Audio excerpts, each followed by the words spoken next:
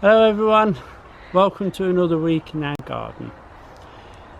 Now the drought still goes on, although looking at the news I do think later this afternoon, this evening or even tonight the weather's going to break and we might get some rain and some thunderstorms. Fingers crossed. So we're down here in amongst the potatoes. The poor things have been flooded and now they've been droughted. But there are some potatoes on them, so we're just going to get less than what we normally get. I'll probably be digging 2 roots for what we used to get for 1. But we're still getting potatoes. Now the temperature today is 30 degrees down here, so I don't want to spend too long in this heat. We'll dig the potatoes and then we'll work our way up. I'll show you the carrots, etc., and then we'll work our way up to the shed, okay? I'm going to dig this root up. I have dug one up. There's very little on them, but you'll see how hard the ground is. Now I'm having to use the fork with the steel handle on. If I used the wooden handled fork, it would snap. It's that heavy down there. So we'll try and see what we got for you. Oh, that's hard.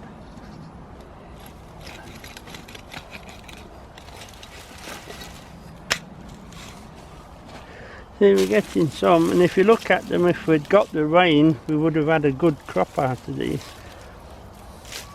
Now, with the ground being badly cracked, you will find there's quite a few green ones in there. I'll show you here. There's quite a few with green on. That's where it's been under the soil, but the soil's cracked that bad that the light's gone in and coloured them.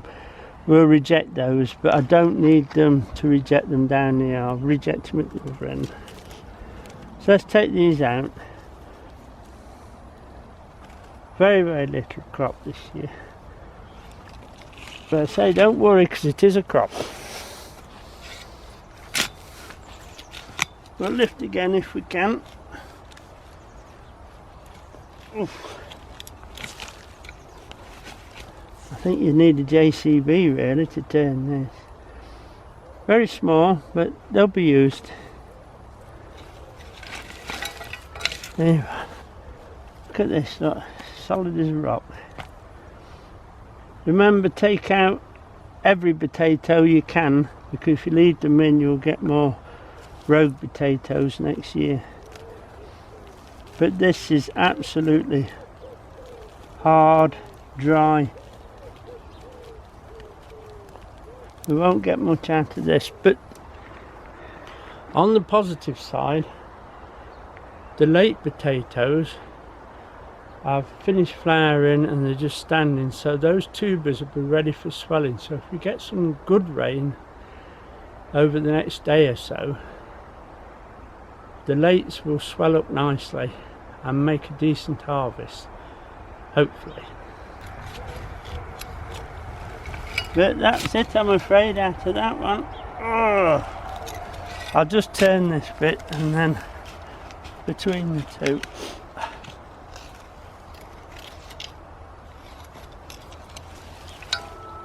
It'd be no good trying to dig this land in these conditions. Oh, just moved that. You can see the cracks, look. Can you see that crack? Well, the rain's got to come and fill that crack so the soil starts to swell again to make it workable. This is what happens.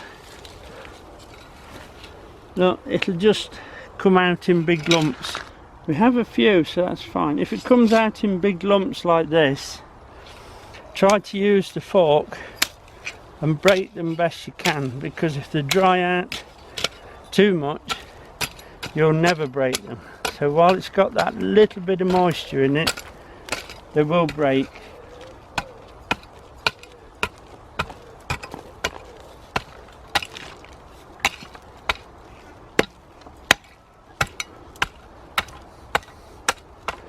There you are, and if you do that, if it does rain, it'll penetrate easier. So we've got a few potatoes, not many, but that's fine. But I can show you the taste still there, beautiful potatoes. Now we'll make our way up. It's getting awfully hot in this sun. Now just as we come past this end tunnel, if you can remember, I made this mulch out of cheap peat and chopped linseed straw, and I've put a good 2-inch layer on. Well, if I just move it, you can see the soil is very damp underneath, so it's doing a good job. These are some calabrese I put in to try and get an early autumn crop. They've done very well, and I have only watered them once a week since I put them in, so normally in this heat they'll be laid flat, but they're doing rather well, so that mulch is a good one. When we get to the shed, I'll show you how I make it. Right, while we're passing, I'll just sort of show you the beans. We've been picking them every day. They're still coming very, very well, even though the drought, so they must be very deep rooted into that bottom compost that we put in, and that's what's keeping them going. I do run a bucket of water across them twice a day just to keep top moist, but not enough to really penetrate. The other thing I'll show you is these late tomatoes. Now this has got the same mulch on it, and I put tubes in, so I just water the tubes twice a day with the can, and that's all that happens here. But as you can see, they're growing very well. But these, it'll be a do or don't with these, but they seem to be doing well. Right, we'll just pop to the frames and I'll show you how the carrots are coming along. Right, we're at the frame now where the carrots are. As you can see, they're doing rather well. We've had a good germination. As you can see, not 100%, but there's enough there to keep us going. I am getting an odd weed coming up, but there is soil in it as well, so we will get a few. Not so good in this corner, and the other side's doing a little bit better than this. Now I do tend to keep the frames up a little bit in the daytime, just to let some air in. If I shut it down, it gets too hot with the mesh on top. This is what's left of the summer carrots. We picked some yesterday. We're at the stage with these now, they begin to split a little bit, so what I'll do over the next day or so, after this little bit of rain, if we get any, I'll clear the crop then and probably drop some lettuce in. I've now lifted the onions and laid them on the surface to dry. So after we finish this filming, I'll just scoop them up and take them in, just in case the weather does break a little, as predicted. The onions have been laid here for 3 or 4 days now. They're nearly dried out. But as for most onions this year, it's not a case of how much water etc. you've given them. They've suffered with the heat stress. But we've got enough there for what we want, so I'm quite happy. Leeks are actually going from strength to strength because they're in those holes, so there's plenty of moisture down there. Never been watered. While we're passing the pumpkin patch, I'll just show you the watering system I use. It's the bottles on the stem. I don't know if you can remember us putting them in, but wherever there's a bottle on a cane, it goes right down to the root of the pumpkin. So I can actually, when I'm watering, I can bring the watering can, I just tip it into the bottles, it goes straight to the root, and then I can move on to the next one. Next week we'll show you how the pumpkins and munchkins etc. are performing. Okay, we've got some quite sizable pumpkins, but it's all down to carrying, because I water by cans. I find this system is a lot better. 1 can to eat, so it doesn't take long to water. There's some of the lettuce, you see, it's just coming up and blowing. Yeah. We did take 4 from there. I have reset, so it's just a case of keep resetting. It's actually late afternoon, there's a little bit of shadow on this bed, that's why I use it.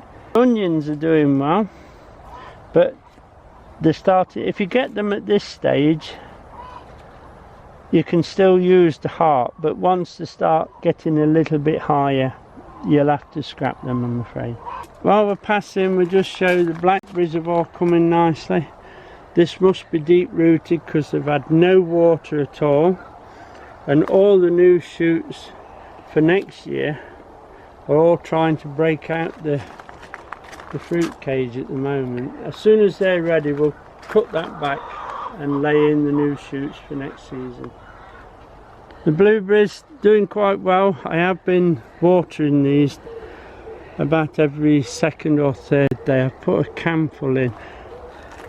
Now they've had to have water from the mains. They've had no rainwater, so hopefully we can make that up over the next day or so. Now we still need to put some seeds in, even though it's hot and dry, ready for the autumn crops.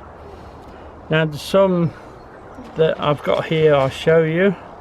Now I've actually put in the Romanesco that I want to grow as an autumn crop. It's just beginning to pop through, so that's alright. So right, these are the seeds I should be popping in the next day or so.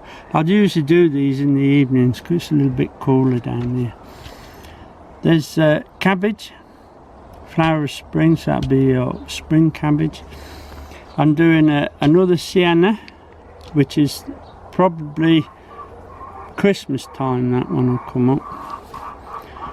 This one, hispy. It should be early spring when that one comes. It's a pointed cabbage. A red cabbage. Now we're a little bit late setting the reds, but these, they're totally winter hardy, so they'll be autumn into spring when they're ready. Again, we'll be setting them a little bit later than I wanted to, but they will be an autumn cauliflower now. And then you've got your cauliflower winter 3, which will be spring before that one comes. And now for a quick set, I'm going to put some more beetroot in. This is perfect 3, just for the small beetroots, baby beetroots if you like. And some more Guardsman spring onion. They will still make it. I'll plant those in little groups and then put them on some good land, and they'll be up in no time. A little pot of Romanesco that I've set. We only maybe finish up with maybe 10 of those, maybe less, out on the bed, but it's enough to start us off, and hopefully we can grow them a bit cooler.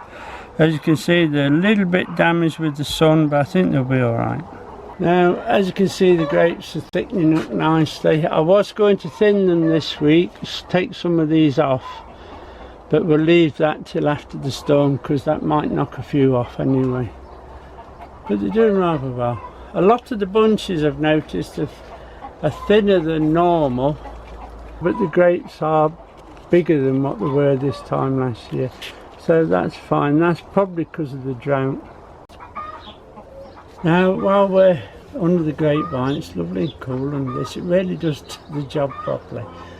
Now, this is where I mix that mulch. So what I do, I just take some of the cheapest compost I can find. I mix it with this. This is chopped straw. I actually buy it for bedding the chickens down, not onto the nest themselves, but in the run. And I use it for that. It's got a slight smell of pine in it as well, but that soon goes once you get the air. So all I do is I mix this, and this is the mixture I make. It's about 50-50, but you don't need a lot of the straw because it's so bulky when you open it up. That makes a really good mulch to stop your beds drying out. I'm going to use this more and more now. Next year, as I plant, I'm going to set up each one with a covering of this around the bottom to save me an awful lot of watering. I really am pleased with that. Another bucket full in. This one, all the waste compost from any plants that haven't made it, etc., and in the bottom of the pots I've put into one side, and I've used that with that. So that's waste compost and the straw mixed together. Very good. I quite like it, but I do like this. I think I can do a lot with this next season. I have used it this season on those tomatoes and on the calabrese, and it's worked wonders. I'm very, very pleased with it. Like most people this year, I have lost a few plants in this heat and drought. The lettuce, etc., has just formed a little heart and then blown straight out the top. But not to worry, we just keep resetting more and perhaps take them a bit younger if we can next time. Radish is terrible. It hasn't hardly formed a radish, but just gone straight to seed. But that's the heat stress on them. Now, it's been a tough one. We have a promise of some rain. We'll see how the weather changes. We will set the autumn crop. We might have to hold the planting of the autumn crop this year until the ground gets so we can work it, because it will want preparing for these crops. But that's to follow, that's all right. Now we've got loads and loads of tomatoes ready in the greenhouse to pick. We've got the beans to pick. So we're still cropping and still doing a bit. The cucumbers are still doing well. So that'll be about it for this week. A little bit shorter this week. It was a long one last week. So many thanks for watching. Many thanks for subscribing. And hopefully we'll see you next week, and a little bit cooler and wetter. Bye now.